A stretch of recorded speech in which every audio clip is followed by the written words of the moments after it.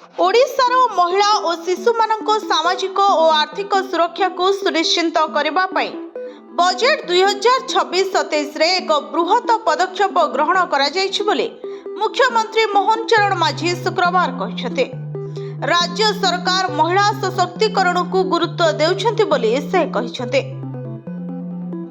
आगामी आर्थिक वर्षर बजेट उपस्थापन करने अवसर रे से गृह रे कहते महिला मानकु आत्मनिर्भरशील करने सह सेमानक सम्मानजनक जीवन धारण पाई विपुल पांठिर व्यवस्था करा जायछि। एहा सहित गर्भवती महिला किशोरी और शिशु मानक मध्यरे पृष्ठहीनता दूर करबा पाई स्वतंत्र गुरुत्व दियाजिबा सह अंगनवाड़ी केन्द्र गुड़िकर रूपांतरण और शिशु मानक पाक विद्यालय शिक्षा पाई आवश्यक सुविधा सुनिश्चित करा जायछि।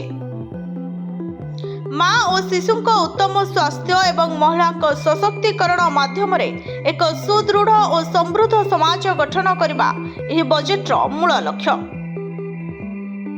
सुभद्रा योजना 10,145 कोटी टंका, आईसीडीएस को राज्य सरकार 1,280 कोटी टंका, समृद्ध अंगनवाड़ी योजना 635 कोटी टंका, मुख्यमंत्री संपूर्ण पृष्टि योजना 552 कोटी टंका, मालती देवी पाक विद्यालय परिधान योजना 111 कोटी टंका धार्य करा जायछि।